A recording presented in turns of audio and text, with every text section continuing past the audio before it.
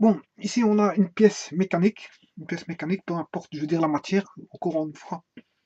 On s'en fout de la matière parce que je ferai une simplification une fois dans les équations avec le ρ, la masse volumique, et vous verrez que, bon, on n'a pas besoin de savoir quel type de matière qu'on a à faire. De toute façon, elle est homogène et c'est la même matière partout. Ça peut être soit du bois, de l'acier, du cuivre, du zinc, enfin toutes les matières qui peuvent exister. Hein, on peut fabriquer une telle pièce. Peu importe la matière, je veux dire, ça peut être même de la porcelaine, du verre, du cristal, enfin peu importe, on s'en fout. La matière, on s'en fout. Bon, ici en fait, on va se proposer de calculer, je veux dire, le centre de gravité d'une telle pièce composée donc d'un parallélépipède rectangle qu'on voit apparaître ici. Donc on a un fameux parallélépipède rectangle que l'on voit apparaître ici, en noir. Voilà.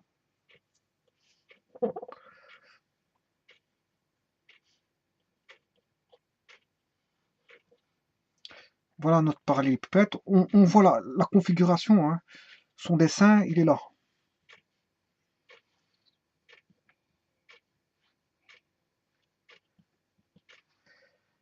Donc tout ceci, c'est une boîte parallélépipédique montée d'un, on va dire, d'un cylindre.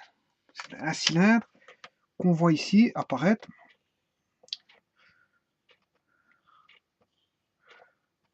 Situé une position axiale bien déterminée par rapport au... On sait où est le cylindre par rapport exactement. Bon, on connaît toutes les cotes. Toutes les cotes du parallélépipède sont connues. Puisqu'on a sa longueur qui fait 100 ici, sa largeur qui fait 60 et sa hauteur qui fait 20 partout. Voilà. Donc, on sait construire facilement un tel, connaissant ces cotes de 160 et 100, de 60 et de 20, on sait fabriquer ce fameux parallélépipède rectangle. Bon, connaissant, si c'est des pièces montées, bien sûr, hein, parce qu'on peut fabriquer à partir d'une pièce par ajustage, c'est-à-dire enlèvement de matière, on peut fabriquer ceci. Mais maintenant, moi, je considère que on fabrique d'abord le parallélépipède rectangle et puis on vient y fixer le cylindre. Et le cylindre, on connaît ses cotes puisqu'en fait, on connaît sa hauteur et son diamètre. Et ça suffit pour construire le cylindre. Et bien sûr, quand on vient positionner, je veux dire, ce cylindre sur parallélépipède rectangle, ben, on le fixe à un endroit bien précis qui est aussi connu. Voilà, qui se trouve à 30 euh, du bord droit. Enfin, quand je vois le parallélépipède comme ça, bord droit, 30 vers la gauche et 20 par rapport à ce bord de face. Voilà. Donc ça c'est un bord de face, ben, il est à 20. On voit bien qu'il est à 20 et à 30 de la gauche du bord de ce bord-ci et à 20 du bord de celui-ci, je veux dire en parallèle. Hein. Voilà. Et là, on a le centre, je veux dire le centre où se trouvera le centre du cylindre. Du centre de la base du cylindre qui se trouvera sur ce centre-là fixé 20-30. Voilà. Et on va proposer de calculer donc le centre de gravité formé par le volume composé d'un cylindre et d'un parallélépipède rectangle. Bon, comme on va calculer des positions, ben, un centre de gravité c'est positionnel, donc il faut un axe, un système d'axes. Ici, comme on a affaire à des volumes, un système X, Y, Z. Et je optais pour le X ici, le Y là, et le Z là. Voilà. Et donc j'aurai une coordonnée du centre de gravité X, Y, Z qui va venir, je veux dire, se placer, peu importe à l'endroit même du solide ou à l'extérieur du solide. C'est un point positionnel, donc ça n'a pas c'est un point virtuel, on va dire. Un point virtuel qui va représenter toute la masse concentrée du volume qu'on en a en présence. Voilà. Donc, on va calculer ça. Et pour ça, il faut faire un tableau hein, qu'on a déjà vu hein, auparavant. Oui, les codes sont en millimètres. Voilà. Le système métrique ici sont des millimètres. Donc on va appeler I. On a combien de volumes? On en a 2. Donc on aura 1 et 2. Alors, là on va mettre les unités. Donc on aura le volume VI, hein, volume 1, volume 2. On aura le XI, le YI, et là on aura le ZI. Voilà. Bon, XI, bon, c'est en millimètres. Le YI, c'est en millimètres. Et le VI, c'est en millimètres cubes. Voilà. Bon, on va calculer ça. Bon, le premier volume, c'est un parallélépipède rectangle, c'est 100, son volume c'est 100 fois 20. Je vais considérer le parallélépipède rectangle, le volume V1. Et le volume V2, ce sera le cylindre. Voilà. Donc, V1, c'est 100 fois 60. V1, c'est 100 fois 60 fois la hauteur de 20. Le volume V2, ce sera pi r carré, le diamètre fait 20, le rayon fait 10, pi r carré, fois la hauteur qui est de pi r carré h. Voilà. Voilà. Ce qui fait, voilà. On a les deux volumes. Et le volume total vaudra V1 plus V2, c'est-à-dire la somme de ces deux, la somme de ces deux volumes.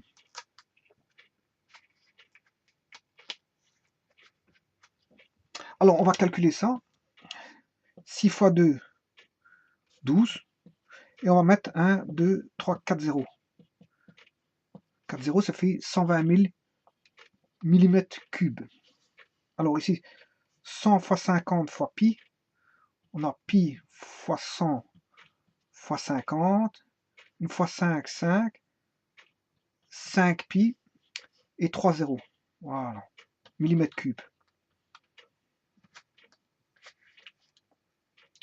Bon, on va calculer ce fameux volume V1 plus V2.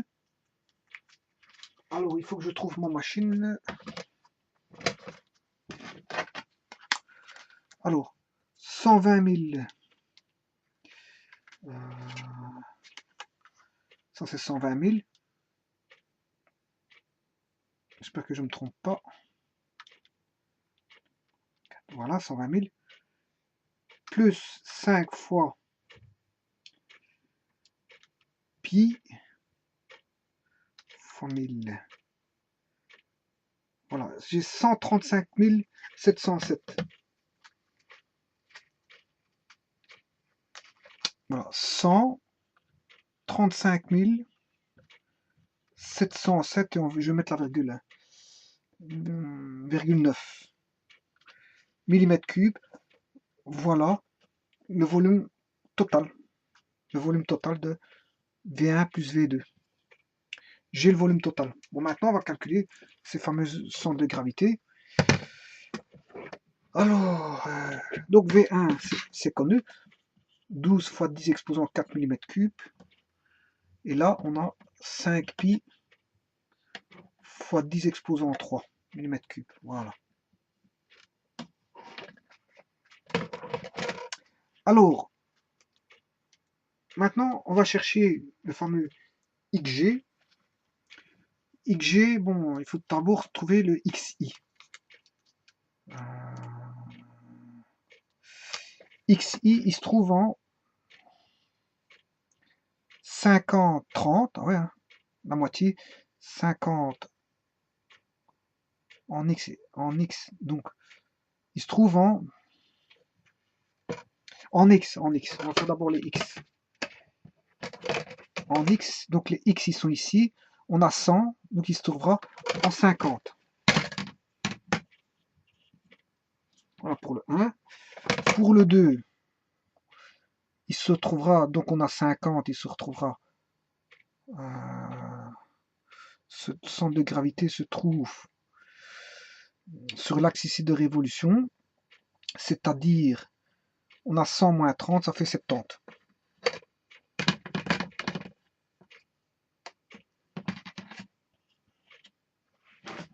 Voilà. Donc j'ai 70. Attention qu'ici je vais mettre le 2, c'est le cylindre. Le 1, c'est le parallélépipède rectangle. Voilà. 50, 70. Alors,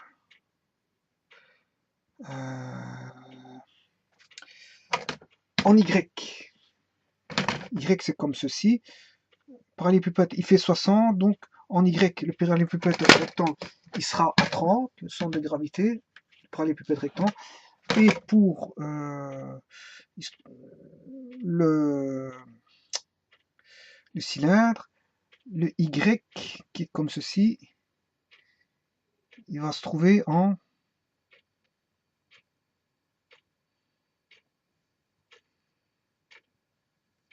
Là, on a 20, donc on va avoir 20.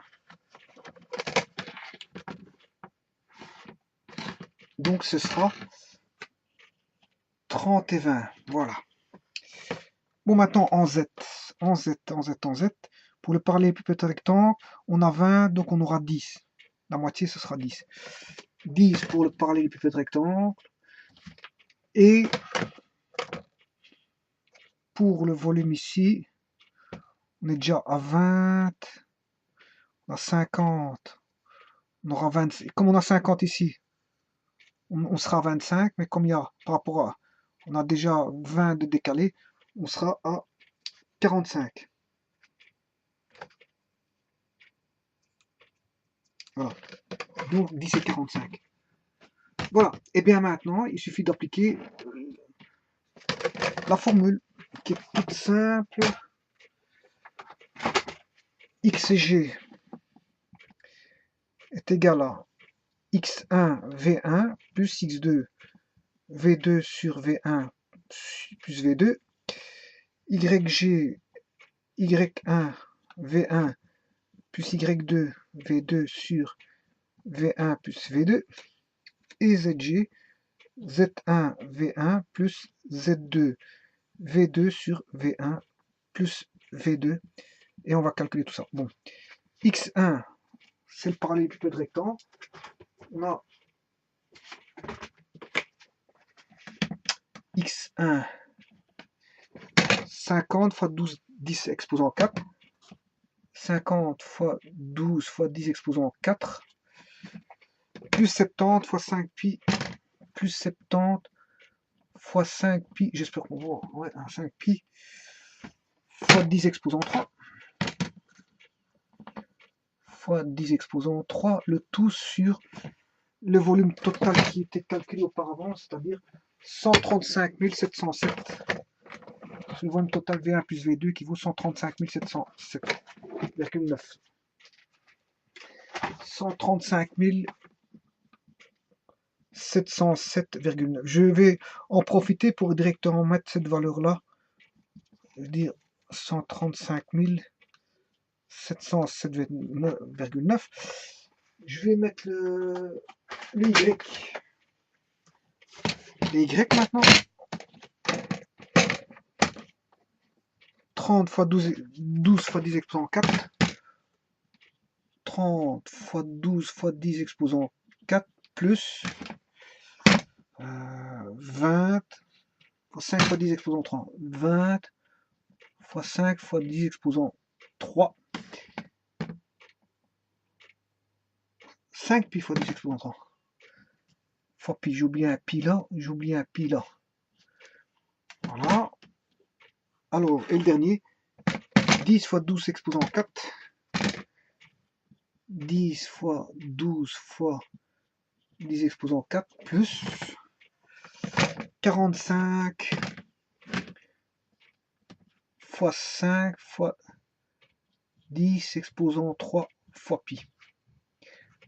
Voilà, on va calculer ce fameux XG, YG et ZG. On va calculer ça.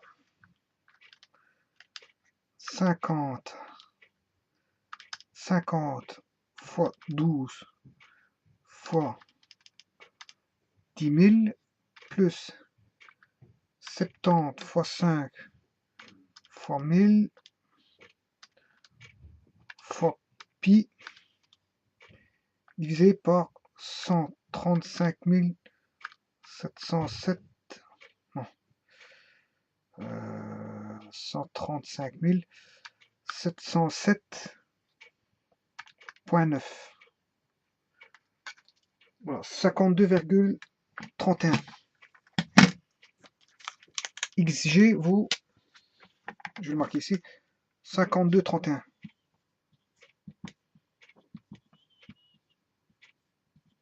Voilà, millimètres bien sûr. Le deuxième, 30 fois 12 fois 10 000 plus 20 fois 5 fois 1000 fois pi divisé par 135 707,9.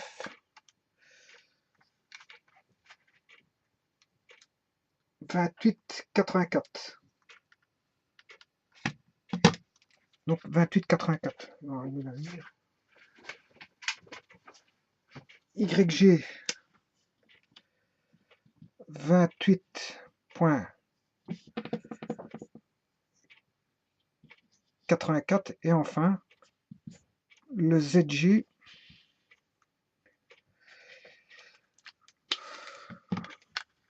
10 fois 12 fois 10 000 plus 45 fois 5 fois 1000 fois pi divisé par 135 707,9. 14,05.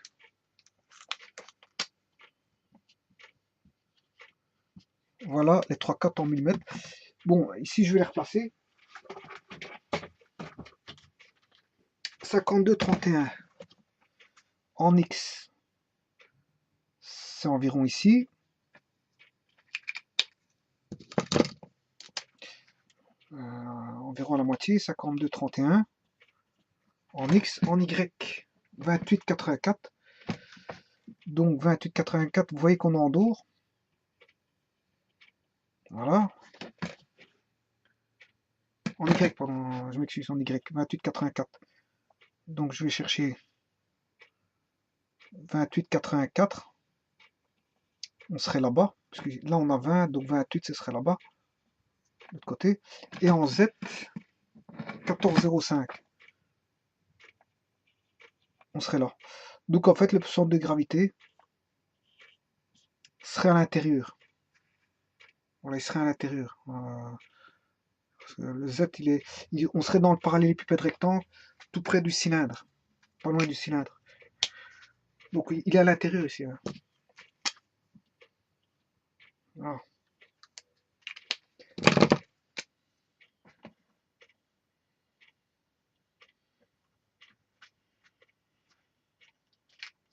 Voilà. Donc il est à l'intérieur et pas loin du cylindre, et juste un petit peu en dessous du cylindre. Voilà. Je vous remercie beaucoup.